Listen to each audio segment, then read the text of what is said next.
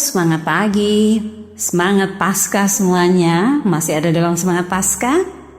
Bapak Ibu Saudara yang terkasih dalam Tuhan, saran pagi ini bersama dengan saya Pendeta Esther Helena Tulung, kita akan sama-sama membuka hati kita untuk dibentuk Tuhan melalui kebenaran firman-Nya, dan kita bersama-sama akan mengambil komitmen di dalam iman kita untuk menjadi pewarta kebenaran firman.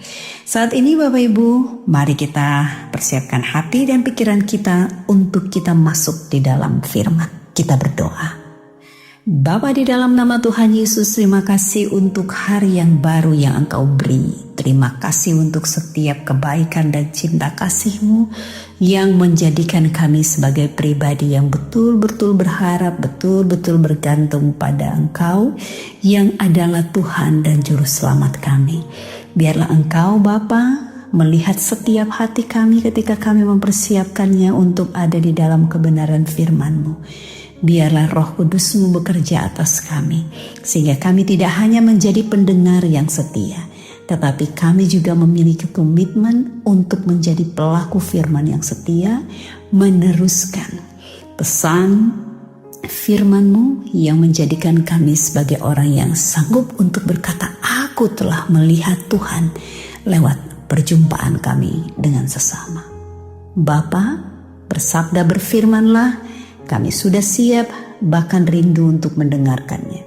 Di dalam nama Tuhan Yesus kami berdoa. Amin.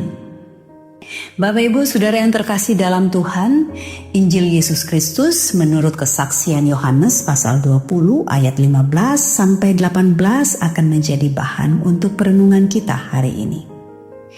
Begini firman Tuhan. Kata Yesus kepadanya, "Ibu, mengapa engkau menangis? Siapakah yang engkau cari?" Maria menyangka orang itu adalah penunggu taman, lalu berkata kepadanya, "Tuan, jikalau Tuan yang mengambil dia, katakanlah kepadaku di mana Tuhan meletakkan dia, supaya aku dapat mengambilnya." Kata Yesus kepadanya, "Maria." Maria berpaling dan berkata kepadanya dalam bahasa Ibrani, "Rabuni," artinya guru. Kata Yesus kepadanya, "Janganlah engkau memegang aku, sebab aku belum pergi kepada Bapa. Tetapi pergilah kepada saudara-saudaraku dan katakanlah kepada mereka bahwa sekarang aku akan pergi kepada Bapakku dan Bapamu, kepada Allahku dan Allahmu." Maria Magdalena pergi dan berkata kepada murid-murid, "Aku telah melihat Tuhan," dan juga bahwa Dia yang mengatakan hal-hal itu kepadanya. Sampai demikian jauh pembacaan kita. Terpujilah Kristus. Haleluya. Bapak Ibu Saudara yang terkasih dalam Tuhan, sampai kapan kita bisa mengucapkan selamat Paskah? Memang mungkin tidak harus yang selamat Paskah, Happy Easter, begitu, tidak harus seperti itu. Tetapi setiap makna yang terkandung di dalam Paskah harusnya itu menjadi pesan setiap orang percaya ketika ia ada di dalam perutusannya di tengah-tengah dunia milik Allah ini. Ketika dia berjumpa dengan sesamanya, dia harus sanggup, atau kita, jangan bilang dia ya, kita harus sanggup untuk bisa menjadi pewarta tentang bagaimana Tuhan Yesus Kristus sanggup untuk mengalahkan maut dan kemudian bangkit dari antara orang mati, dan kemudian menampakkan diri, dan kemudian menyatakan kasih karunia-Nya tidak hanya dialami oleh Maria dan para murid, tetapi juga dialami oleh kita semua yang adalah pengikut Kristus. Nah, hari ini Bapak Ibu Saudara, ada hal yang sangat menarik bagi saya ketika ada seorang wanita yang sangat-sangat merasa kehilangan orang yang ia kasihi. Jadi kalau kita lihat bagaimana dia kaget di ayat-ayat awal pasal 20 bahwa jasad Yesus sudah tidak ada di situ. Kemudian akhirnya dia memutuskan untuk berlari pergi menjumpai murid-murid Tuhan Yesus. Dan kemudian setelah sampai di situ, murid-murid Tuhan Yesus itu pergi dan berlari. Dan setelah sampai di situ, ketika jasad Tuhan Yesus sudah tidak ada, murid-murid itu langsung pulang. Tetapi Maria Magdalena itu dia tetap mengikuti perasaannya untuk tetap stay di situ dan dia tidak pergi. Yang dia lakukan, dia duduk di situ dan kemudian dia menangis. Dia meratap. Kenapa dia meratap? Karena dia merasa dia kehilangan sesuatu yang sangat-sangat berarti. Nah, kalau kita lihat sampai di titik ini, sebenarnya si Maria, dia sudah mengalami perjumpaan yang khusus, pakai banget dengan Yesus. Kita tahu cerita tentang siapa Maria Magdalena. Ia berasal dari sebuah kota yang namanya Magdal gitu. Bagaimana latar belakang kehidupannya yang tidak baik, yang tidak benar menurut ukuran manusia begitu. Dan kemudian ketika dia ada dalam perjumpaan dengan Tuhan, dia mau untuk membentuk dirinya sendiri bagaimana betul-betul secara emosional, dan kemudian dia betul-betul need dengan Yesus, dia betul-betul butuh dengan Yesus. Tetapi di dalam kenyataannya ketika dia pergi ke kuburan Yesus dan Yesus tidak ada di situ, dia tidak putus asa. Dia tidak langsung pergi sama dengan murid. Dia tetap ada di situ. Dengan demikian, dia menjadi orang yang mendapatkan keistimewaan khusus dari Yesus. Ia adalah orang pertama yang bisa melihat kebangkitan Yesus. Walaupun sebenarnya dia nggak ngeh. Di awal kan dia nggak ngeh. Ketika Yesus bertanya kepada dia di ayat 15, "Ibu, mengapakah engkau menangis? Siapakah yang engkau cari?"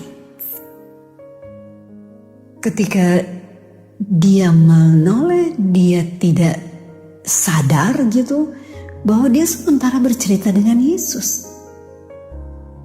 Dia hanya pikir orang itu adalah siapa? Penunggu taman. Dan kemudian, kalau engkau yang mengambil dia, kembalikanlah kepadaku gitu. Di mana kalau engkau meletakkan dia, kembalikan dia kepadaku. Dan Yesus menyapa dia, "Maria." Dia langsung sadar, langsung nyesir lah. "Oh, Rabuni." Rabuni itu adalah gelar bagi guru yang paling tertinggi dalam bahasa Ibrani. Itu berarti dia langsung wow, ini ternyata Yesus. Wow, ini ternyata benar. Wow, ternyata ia bangkit dari antara orang mati. Dan saking senangnya dia kepingin memeluk Yesus. Dan Yesus mengatakan, "Oh, jangan dulu engkau menyentuh aku. Karena aku belum ketemu dengan Bapakku. Aku akan bertemu dengan Bapakku. Kamu saya sampaikan kepada murid-muridku yang lain gitu, kepada saudara-saudaraku, bahwa aku akan pergi untuk bertemu dengan Bapakku yang adalah Bapamu, kepada Allahku yang adalah Allahmu." Wah, nggak sampai hitung 1, 2, 3, 0 lu gitu. Dia langsung pergi dan kemudian dia menemui para murid dan kemudian dia langsung mengatakan, "Aku telah melihat Tuhan." Bapak, Ibu, Saudara yang terkasih dalam Tuhan, saya melihat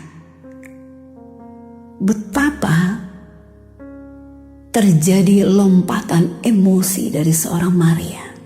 Dari perasaan yang kehilangan, sedih yang mendalam. Ketika ia berjumpa dengan Tuhan, dia betul-betul langsung semangat begitu. Dan kemudian dia langsung mendengarkan apa yang menjadi perintah Tuhan kepadanya. Dia nggak mau berlama-lama dan kemudian mengambil momen begitu, enggak. Dia hanya mendengarkan perintah, pergi katakan kepada saudara-saudaraku. Disuruh nggak menyentuh, dia juga tidak menyentuh. Dan kesaksian yang keluar dari mulutnya ketika bertemu dengan saudara-saudara Yesus, ketika bertemu dengan para murid Yesus, dia mengatakan, aku telah melihat Tuhan. Bapak Ibu Saudara yang terkasih dalam Tuhan, pertanyaan yang besar bagi kita adalah, kita tidak akan mengalami peristiwa yang persis sama seperti yang dialami oleh Maria. Benar ya? Tetapi kira-kira bagaimana sebagai orang Kristen sekarang? Kita bisa menyatakan bahwa kita ini sudah bertemu dengan Tuhan. Kita sudah melihat Tuhan. Dan bagaimana kita menjadi saksi melalui pewartaan-pewartaan kita tentang perjumpaan kita dengan Tuhan. Banyak orang yang bilang, oh aku belum pernah mimpi kok ketemu dengan Tuhan. Oh aku belum pernah mengalami sesuatu peristiwa yang adikodrati sehingga aku melihat wajah Yesus. Makanya aku belum mendapatkan feel-nya seperti apa gitu. Apalagi sekarang banyak yang menjadi Kristen dengan melalui mimpi mereka bertemu dengan Tuhan. Loh kok kita Kristen gak pernah ya ketemu dengan Tuhan dan dalam mimpi ya? Ya kalau misalnya itu berarti kalau misalnya aku belum jadi maksimal ya karena aku belum bertemu seperti itu. Banyak orang gak sadar bahwa perjumpaannya dengan Tuhan itu setiap hari, setiap saat. Di dalam setiap helaan nafas kita. Itu adalah bagian dari peristiwa ilahi. Karena ingat waktu penciptaan manusia, ketika Allah selesai membentuk manusia, Allah memberikan rohnya di dalam manusia yang adalah hasil buatan tangannya. Sehingga setiap helaan nafas kita itu adalah perjumpaan ilahi kita dengan Tuhan yang memungkinkan kita masih bisa tetap hidup. Apakah kita bersyukur untuk itu? Apakah kita menyadari itu adalah anugerah dan kesempatan untuk menjadi saksi? Itu tinggal menjadi pilihan bagi kita. Apakah kita akan mampu untuk menghidupi itu? Dan kalau kita mengatakan bahwa I am a Christian, aku adalah seorang Kristen kepada orang lain begitu. Bagaimana kita bisa menyampaikan bahwa kita sudah bertemu dengan Tuhan? Melalui kebaikan-kebaikan, melalui jalan keluar di setiap pergumulan, melalui sukacita setelah air mata, melalui kelimpahan setelah kekeringan. Bagaimana kita bisa menyampaikan kepada orang lain?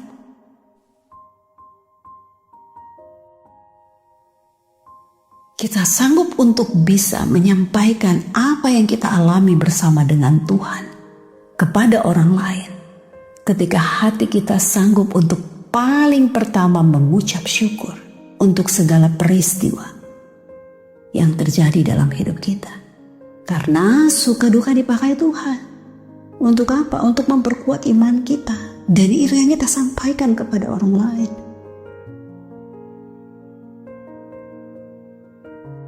Ketika kita mampu untuk mengucap syukur, kita mampu untuk mengambil sebuah keputusan menjadi orang yang betul-betul berusaha untuk mengasihi, untuk mampu menegakkan kebenaran dalam hidup kita, untuk mampu mengatakan tidak di atas tidak dan ya di atas ya. Karena zaman sekarang terlalu banyak godaan bagi kita untuk kita tidak melakukan apa yang menjadi kehendak Tuhan. Terlalu banyak godaan bagi kita untuk tidak menjadi berkat bagi sesama. Sehingga sesama yang bertemu dengan kita, mereka tidak menemukan Tuhan dalam hidup kita. Kita hanya menampakkan kehidupan kita bersama dengan Tuhan kalau kita ada di gereja. Kalau kita ada dalam persekutuan-persekutuan yang beribadah. Tapi setelah itu, apakah kita menampakkan wajah Kristus bagi sesama kita? Waspadalah, waspadalah. Jangan sampai orang hanya melihat